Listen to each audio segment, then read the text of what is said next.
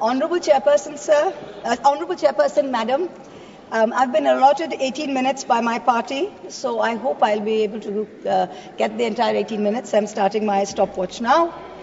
I rise today on behalf of the All India Trinamool Congress to dissect and oppose the Finance Bill 2526. Albert Einstein famously said that the hardest thing in the world is to understand income tax. Similarly, we find it very hard to understand why this government's taxation policy continues to widen the stark divide between the two Indias. A Kuber's India for the elite and the privileged, and another, Vishwakarma's India, for the masses who are bearing the brunt of this government's economic mismanagement. We have just finished the spectacle of the Mahakumbh, with faith drawing millions to the holy Sangam at Prayag. The government is patting itself on its back for organizing the grandest spectacle that humankind has ever seen. It is a small concern that the same UP government who was unable to count the number of deaths in the Kumbh stampedes and give the country a number was magically able to insist that precisely 63 crore people had bathed in the river. Now 63 crores is the entire adult population of India, which statistically implies that every single one of us sitting here has bathed in the Kumbh. I certainly haven't bathed in the Kumbh. Most of us sitting around me have not bathed in the Kumbh. But this mirage continues. This great mirage is continuing. Similarly, much like the great taxation mirage that this government has created. In December 24, in response to a parliamentary question, the Finance Ministry provided certain crucial statistics on taxpayers in this country. What did we learn? We learned that there are 8 crore people in this country who filed taxes. But out of that, only 56 lakh people earn more than 15 lakhs per annum. These 56 lakh individuals, these are the engine of India's entrepreneurial and services economy. They are the only ones effectively paying direct income tax.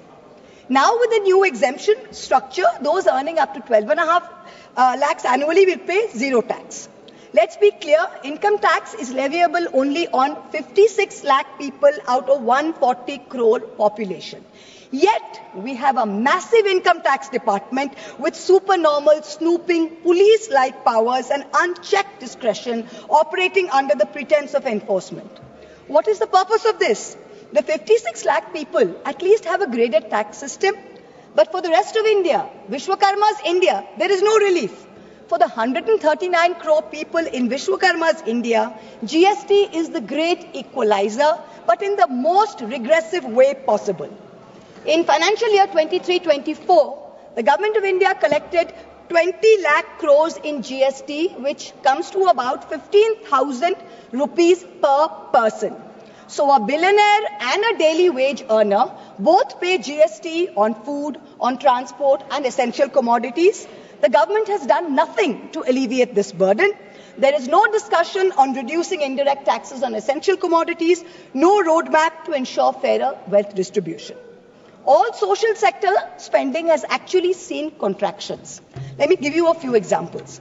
The finance bill mentions an health and education cess of 4% on income tax. No problem. Everyone's happy to pay this if it goes in the right way. You're taking our money, fine. The Kothari Commission in 1966 had said that 6% of India's GDP must be spent on education. Successive national education policies, including NEP 2020, insisted 6% of GDP must be spent on education. What are we spending today? Around 4.5%. What is China spending? 6.2%. This government's own national health policy of 2017 said that public health must account for 2.5% of GDP. What is this government spending today in the last budget? 1.94%. We must be the only country with a declining spending in health. The last few years, we have come down from 2% to 1.94%. So, Madam Finance Minister, wherever you are, I hope you're listening to me. Taxpayers don't mind paying extra cess for health and education, but at least spend it. Give the country what it deserves. Food subsidies have been slashed even as inflation has bitten into rural households. Between January and December of 2024, rural inflation was 5.4%, a full 100 basis points higher than urban inflation. mainly driven by higher food prices. Manrega is still underfunded. Last year's allocation was 86,000 crores. This year's allocation is also 86,000 crores, even though there's higher demand. If you pay West Bengal its 7,000 crores, which it is due, then you are even decrease the outlay even more. This time you guillotined the food and public distribution demand for grants. There was no discussion. Yet there are certain points that everyone needs to know. This country has a National Food Security Act in 2013, which mandates that 75% of urban households and 50% of urban households must have coverage. 75% of rural and urban must have coverage. Today, 81 crore people are getting 5 kg of free rations per month by this government. This is dependent on the 2011 census. Now, the government on affidavit told the Supreme Court that we haven't had a census since 2011. We don't even know when the next census is going to be. So the government says, well, how are you going to revise the numbers? There are many poor people who are not getting rations.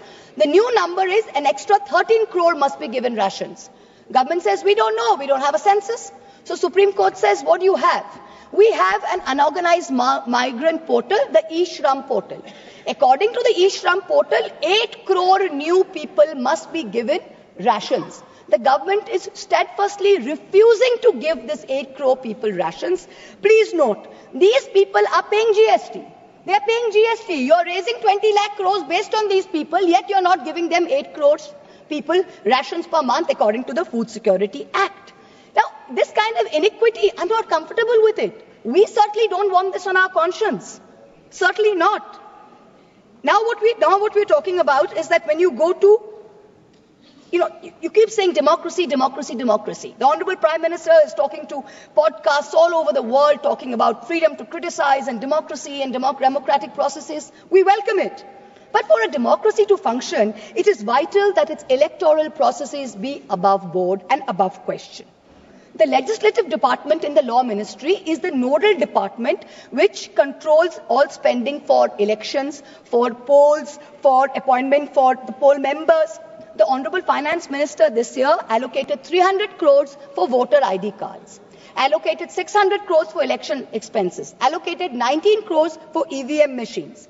But here we have an election commission that is refusing to give 100% VVPAT paper trails. It is refusing to make 17C forms public. It is refusing to give us new additions and deletions to the voter list. It is refusing to explain how duplicate epic cards are being issued in Murshidabad and in Gujarat. So spend taxpayers' money, but use it in the right way. We need some answers. Now let us examine the myth and the reality of this government's growth story. The Honorable Finance Minister claimed that India will grow at 6.5% next year. This forecast, by the way, is down from 9.2% predicted in 23-24. Just before he became RBI governor, former Revenue Secretary Sanjay Malhotra in December warned government tax officials that they should not kill the proverbial golden goose with their demands. Net foreign inflows fell to 1.2 billion between April and December, down from 7.8 billion.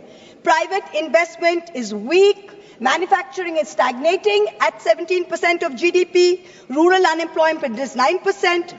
Fiscal deficit has come down to 4.4%. Agreed. But that's not happened because of revenue growth. That's happened because you've cut essential spending to the poor. This is economic mismanagement, not fiscal prudence. The government's obsession with corporate incentives has only favored big businessmen, where small businesses and laborers have got hurt. You slashed corporate income tax in 2019 from 30% to 22%. Has private investment picked up? No. So who have these tax cuts benefited? Let me look at just one example. Let's not forget that all tax rules are written for Vishwakarma's India, not for Kuber's India, not for favorite businessmen. When it comes to crony capitalists, there are special rules. Please listen. In 2016, there was a rule that there can be no SEZ which has only a power plant. No power plant, only SEZ.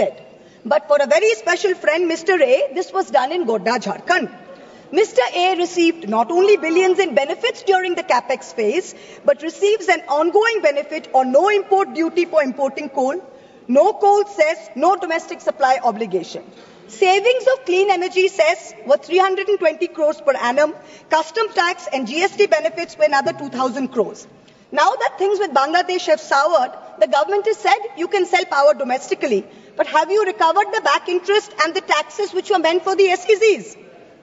Plant was built by a Chinese contractor with Chinese equipment, customs duty free, GST free, tax free, not using Jharkhand coal, not giving Jharkhand power, not paying clean energy cess, and currently employing less than 1,000 people.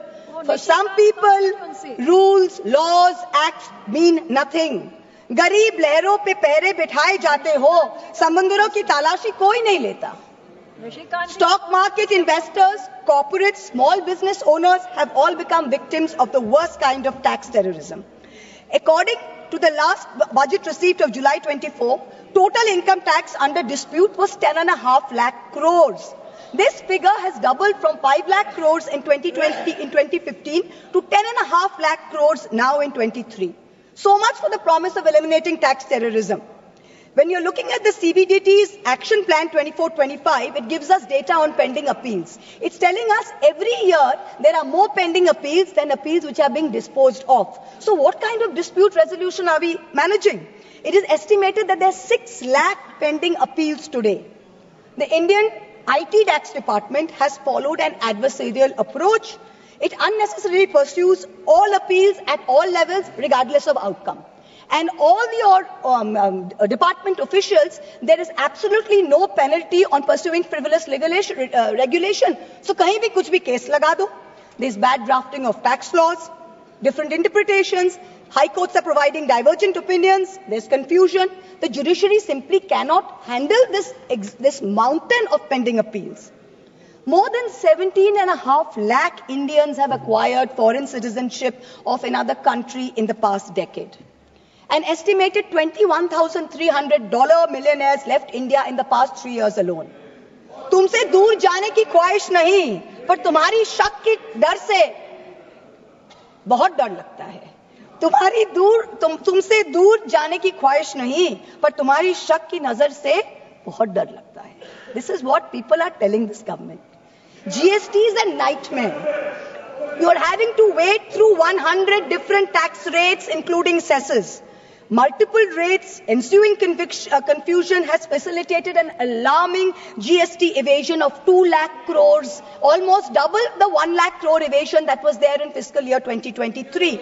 18,000 fraudulent entries have been uncovered. Many more are likely.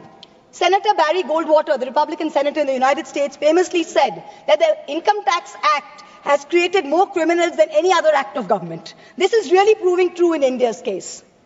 Honorable Chairperson, the government's draconian taxation policies have turned our stock market into a breeding ground for tax uncertainty. Let's examine the facts. They're mind-boggling. 2004, capital gains tax eliminated, replaced by a 0.1% securities transaction tax. 2018, BJP government reintroducing 10% long-term capital gains tax. 2024, this long-term capital gains hiked to 12.5%. Short-term capital gains increased from 10% to 15% in 2018 to 20% in 2025. Securities transaction tax hiked by 60% in 2024. Corporate dividends, once taxed at flat 15%, are now taxed at slab rates with TDS. The government and the SEBI have together destroyed wealth creation in the stock market, both domestic and foreign. When you have Europe, when you have the US, you have Singapore, who are aggressively attracting investors, we are driving them away with policy arrogance and excessive taxation. Also, the new Income Tax Amendment Act contains something rather alarming in the fine print. Is the government trying to bring back electoral bonds in another shape or form? The bonds were declared unconstitutional in February 24 by the Supreme Court. And yet, in the new Income Tax Bill 25, Schedule 8, provisions relating to the electoral bonds are mentioned. Is this legislative oversight? In which case, very shoddy work on your part. And if it's not oversight, then it shows that you're keeping the road open so some kind of back entry to your fiction system. This is very clear. Electoral bond data shows that companies with negative profits donated 434 crores to the BJP. 41 companies under investigation donated 2,500 crores to the BJP. 30 companies facing investigation donated 335 crores. Madam Finance Minister, the CBDT in your hand is an engine to spur India's growth.